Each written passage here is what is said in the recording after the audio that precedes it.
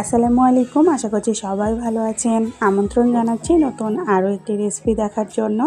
আজকে রান্না করে দেখাবো ডিম আলু দিয়ে মুরগির মাংস। ডিম আলু দিয়ে মুরগির মাংস রান্না করার জন্য প্রথমে পেঁয়াজগুলোকে ভেজে নেব।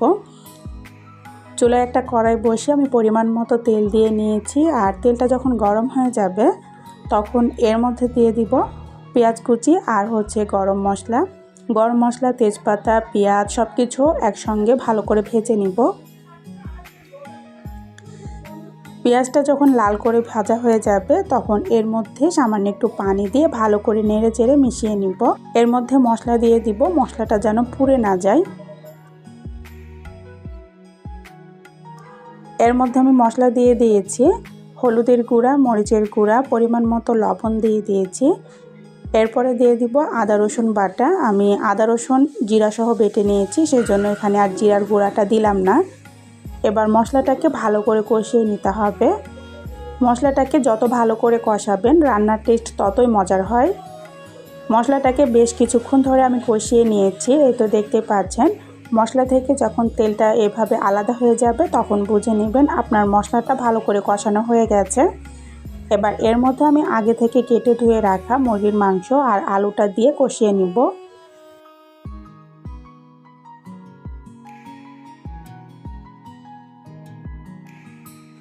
মুরগির মাংস আর আলুটাকে দিয়ে আমি ভালো করে কষিয়ে নিচ্ছি। এখানে বেশ কিছুক্ষণ ধরে মুরগির মাংসটাকে কষিয়ে নিতে হবে।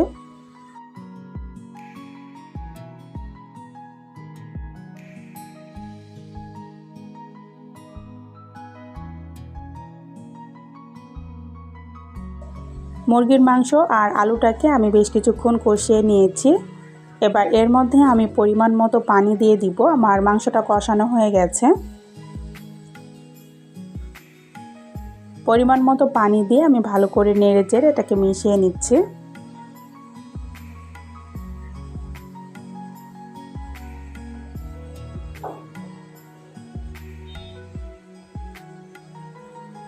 ভালো করে নাড়াচাড়া করে দেওয়ার পর এর মধ্যে আমি দিয়ে দিব ডিম। আমি এখানে 3টা ডিম আগে থেকে সিদ্ধ করে তারপর ভেজে রেখেছিলাম। ডিম 3টা দিয়ে আমি ভালো করে নেড়ে চেড়ে এবার ঢাকনা দিয়ে রান্না করে নিব 10 মিনিটের মতো।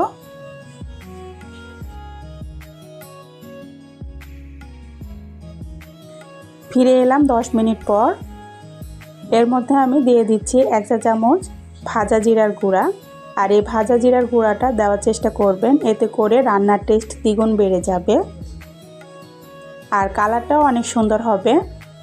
ভাজা জিরার গুঁড়াটা দিয়ে আমি একটু নেড়ে চেড়ে দিচ্ছি।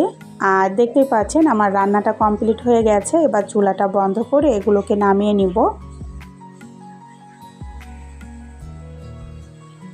মুরগির মাংসের পরিমাণটা যদি কম থাকে তাহলে এর মধ্যে এভাবে ডিম দিয়ে রান্নাটা করে নিতে পারবেন, তাহলে সবার চাহিদা পূরণ হয়ে যাবে। এভাবে ডিম আলু দিয়ে একবার মুরগির মাংসটা রান্না করে দেখবেন। যারা কখনো এভাবে ডিম দিয়ে মুরগির মাংসটা রান্না করে খাননি, একবার হলেও বাসায় ট্রাই করে দেখতে পারেন। আশা করি আপনাদের কাছে ভালো লাগবে। আশা করছি আজকের এই সহজ রেসিপিটা আপনাদের কাছে ভালো লেগেছে। আর রেসিপিটা যদি ভালো লেগে থাকে প্লিজ একটা লাইক দিয়ে চ্যানেলটা সাবস্ক্রাইব করে আমার সাথেই থেকে যাবেন। আজ এ পর্যন্তই। সবাইকে আল্লাহ হাফেজ।